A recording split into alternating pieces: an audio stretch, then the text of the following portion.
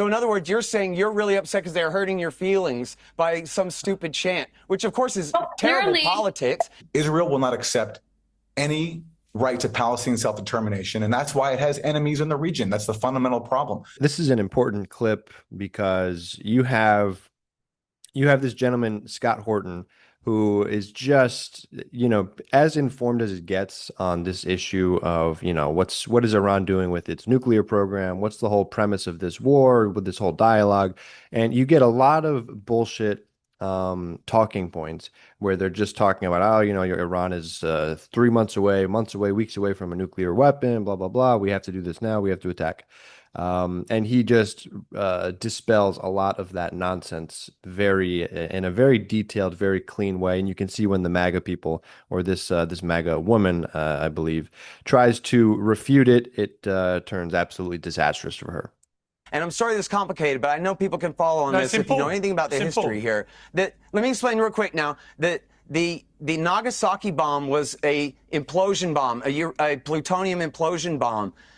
Which is the type of bomb that can be miniaturized and fit to a missile. But the Hiroshima bomb was a simple gun-type nuke, a uranium nuke, which is a humongous thing. Iran could never fit that on a missile or deliver it to Israel or the United States in a million years. And so if they had a single gun-type nuke or two, it would essentially be to test off a demonstration round in the desert to show that they have one, but it still would not make them an offensive threat to anyone. And as the CIA concluded in 2007, they abandoned all research into a weapons program, even bothering to look into it in 2003 when America got rid of Saddam Hussein for them.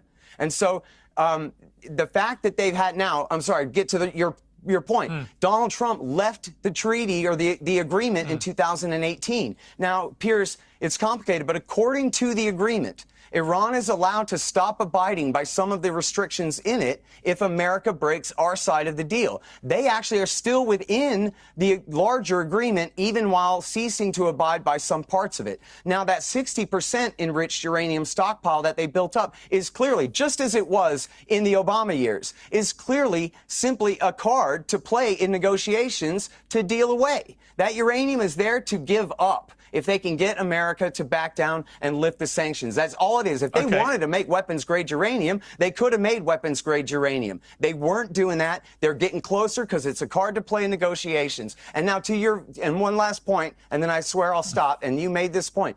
Nothing changed. Tulsi Gabbard, the director of national intelligence, says nothing changed. They did not break out toward a nuclear weapon. There was no casus belli here, even if you accepted the premise that you could launch a preemptive war to prevent them from getting a nuke, which is a whole other argument. But even if you accept that premise, nothing had changed in Iran other than the timeline, the arbitrary timeline of Trump's demand had expired, and you hear Trump and the rest of the hawks trying to conflate having a nuclear program at all with being on the verge of achieving a nuclear weapons capability. And this is what George W. Bush called shorthanding it. In other words, they just imply a bunch of lies because they can't explain what they mean. Okay. And so this whole war is just I want to bring in a little bit to we haven't heard of it. Hang on. This is an important clip because you have this gentleman, Scott Horton, who is just, as informed as it gets on this issue of, what is Iran doing with its nuclear program? What's the whole premise of this war, with this whole dialogue?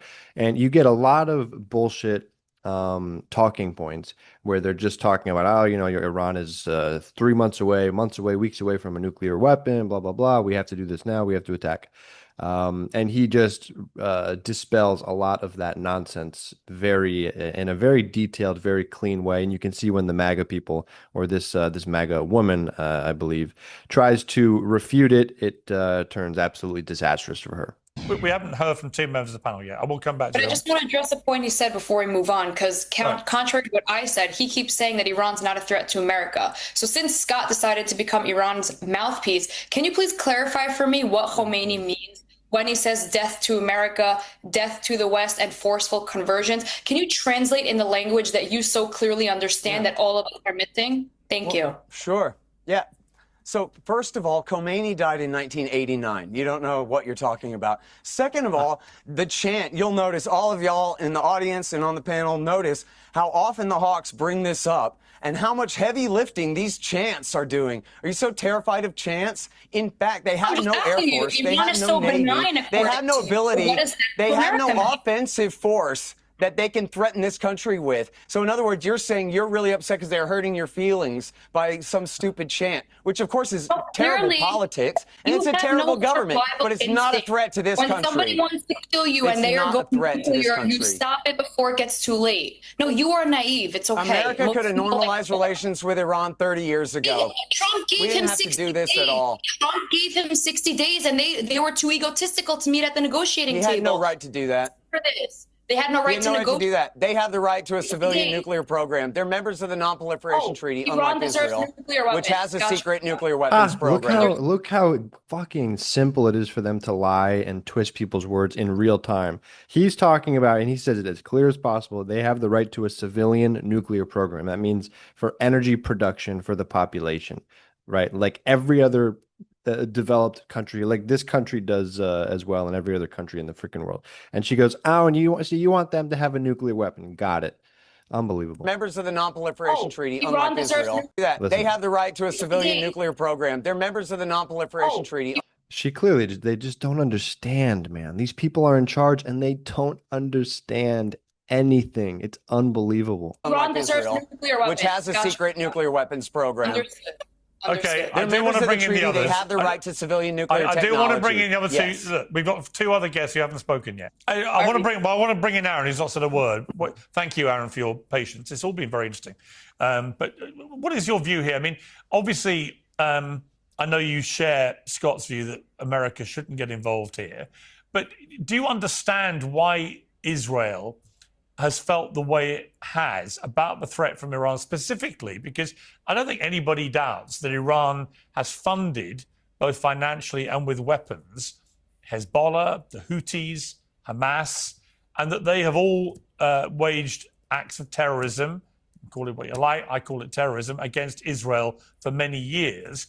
And that's all been done at the behest and help and support and enthusiastic support of Iran.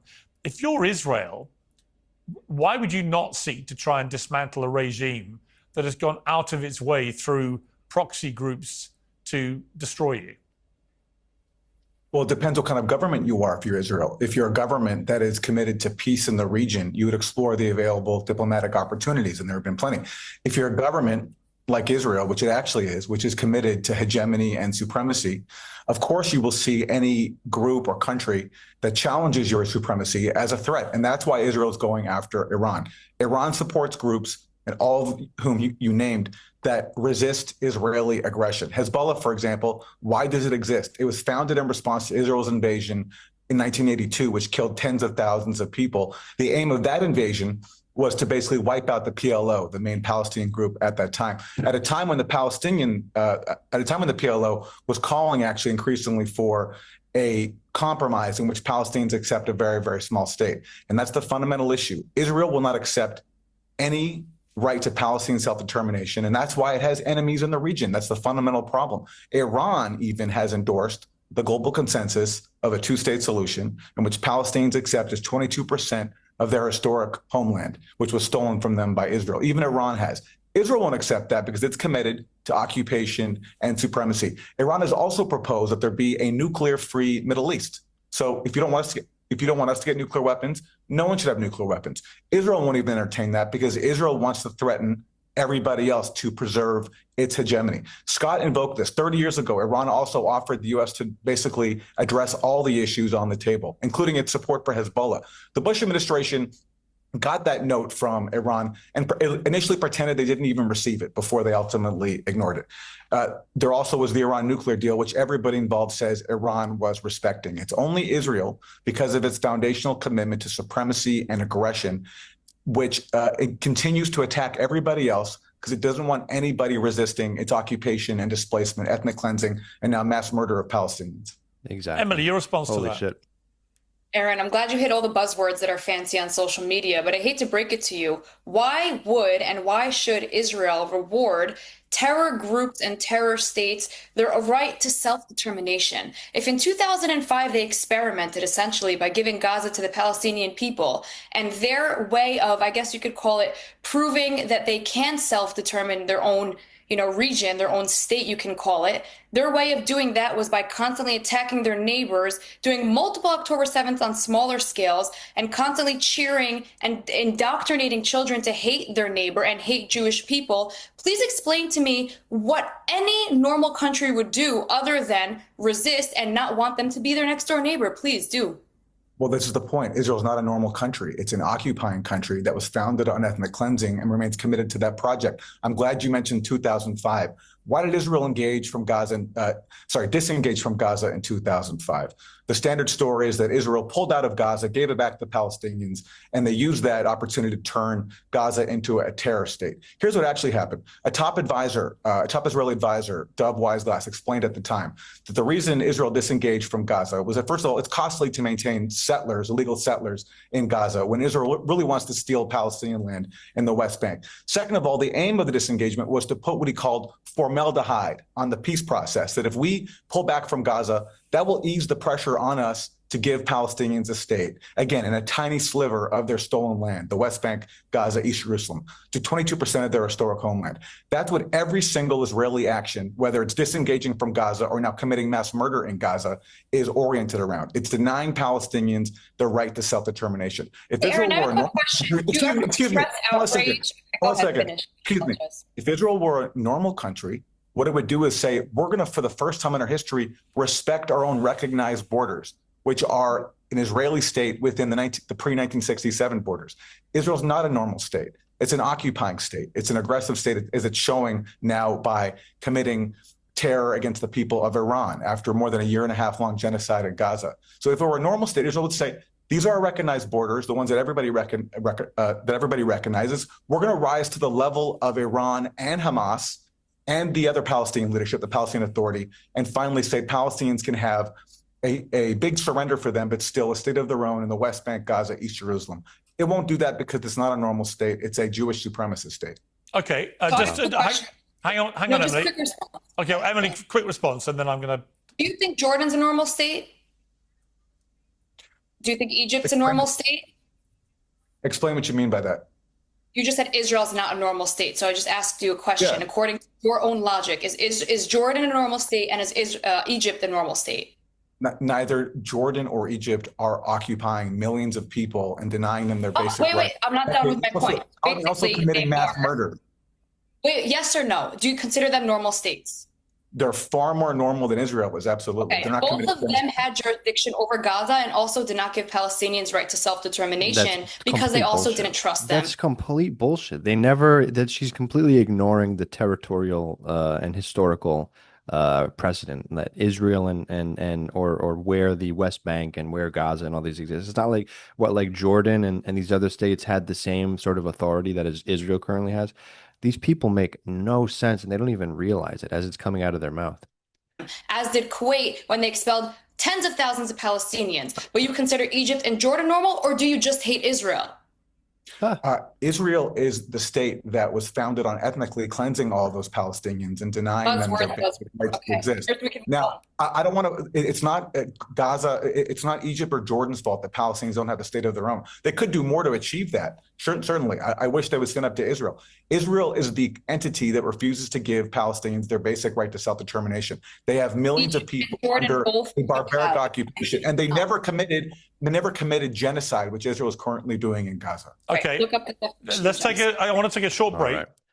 As we will as well, Piers. Well, that was that was educational. You see several different angles of basically unpacking what's going on here.